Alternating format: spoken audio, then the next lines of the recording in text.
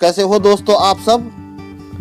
स्वामी विवेकानंद साधना स्थली को देखने के बाद अब हम ऊपर बढ़ रहे हैं स्वामी श्रद्धानंद आश्रम की तरफ। यदि आपने विवेकानंद तपस्थली वाला हमारा पिछला वीडियो नहीं देखा है ना, तो एक बार उसको देख लीजिए, वरना इस सफर में आगे चलने में आपको आनंद नहीं आएगा।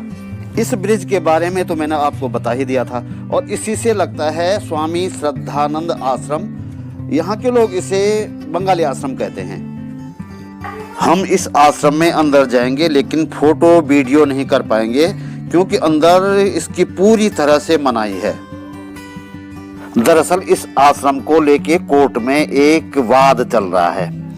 आश्रम पर अब तिरुमाला तिरुपति देवस्थानम का मालिकाना हक है, और ये ट्रस्ट चाहता है कि इस आश्रम को तोड़कर जो है यहाँ मंदिर बनाया जाए, लेकिन यहाँ के लोग ऐसा नहीं चाहते। वो कहते हैं भाई ये तो हेरिटेज है और ये इसी पुराने रूप में रहना चाहिए। एक परिवार इस आश्रम की देखरेख करता है, उसने हमें यहाँ घूमने की अनुमति तो दे दी है, लेकिन फोटो बिल्कुल नहीं, कैमरे अंदर करवा लिए।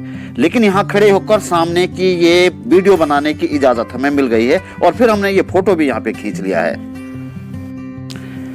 इस आश्रम के पास 17 एकड़ जमीन है, और जो मुख्य भवन इसका बना हुआ है उसमें कम से कम नहीं होंगे तो 25 कमरे हैं। इस आश्रम में स्वामी श्रद्धानंद की समाधि है, और उनके एक शिष्य की भी समाधि यहाँ बनी हुई है।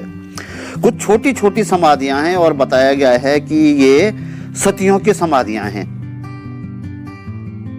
अब हम राजपुर गांव में आ गए हैं, और ये घर तो देखिए क्या शानदार वास्तुकला का नमूना है, 100 साल से पुराना होगा।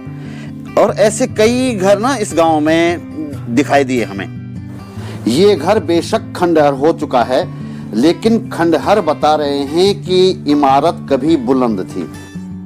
और घर ही क्यों, इस सार्वजनिक पानी के स्टैंड पोस्ट को देख लीजिए, और इस पर उकेरी गई कारीगरी को भी। दरअसल राजपुर देहरादून शहर से पुरानी बसावट है। यहाँ से नाहन के राजाओं का भी संबंध बताया जाता है।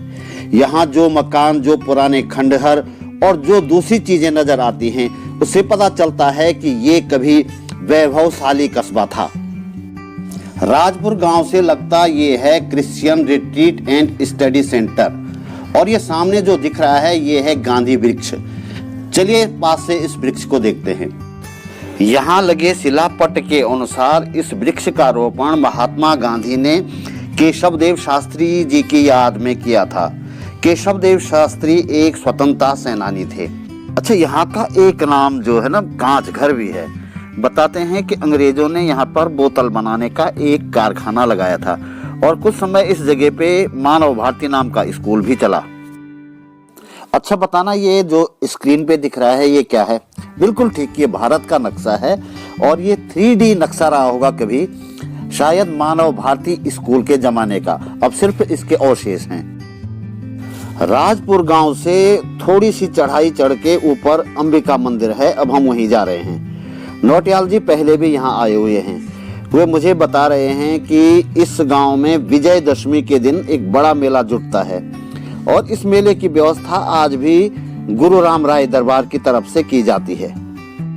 ए लो जी, हम पहुंच गए मंदिर में। अब सबसे पहले भट्ट जी से पूछेंगे। मंदिर तो यह है दरबार से पोषित है, दरबार गुरु राम राय साहिब से, लेकिन यहाँ की इस स्थान की विशेषता दूसरी ये है भौगोलिक रूप से कि ये ठीक देहरादून के ऊपर रिज पर है। रिज मतलब जहाँ से 2 पंडाल पानी के चलते हैं। तो अब हम देखेंगे कि हमारी जो है ये बाएं हाथ में जो है, जो पंडाल बाएं हाथ का है, ये पूरब की तरफ इसका पानी जाता है और गंगा में जाके मिलता है। और इस स्थान से दाईं ओर का पानी, जो दाईं ओर का जो ढाल दिख रहा है हमको, ये दाईं ओर का ढाल का पानी यमुना में जाके पश्चिम की तरफ जाते हुए यमुना में बहता है। तो ये पंडाल है जो मसूरी के ठीक जो ये है गनहिल की सिधाई में ये बिल्कुल जाएगा, और यहाँ के मोहन जो है, मोन जो है आसरोड़ी, वहां तक का ये रिज है पूरी बनी। हम पिछले कई घंटे से भटक रहे हैं, और अब यहीं मंदिर की सीढ़ियों पर बैठकर हल्का नाश्ता करेंगे और चाय पियेंगे। तब तक आप यहाँ से ये नज़ारे देखिए। और दोस्तों, आपने अभी तक हमें सब्सक्राइब नहीं किया है तो प्लीज सब्सक्राइब करिए और दूसरों से भी सब्सक्राइब करने को कहिए। ज्यादा से ज्यादा लोग देखेंगे तो हमारा भी उत्साह बना रहेगा और हम अगली बार और उत्साह के साथ नया वीडियो बनाएंगे। तब तक के लिए नमस्कार, फिर मिलते हैं।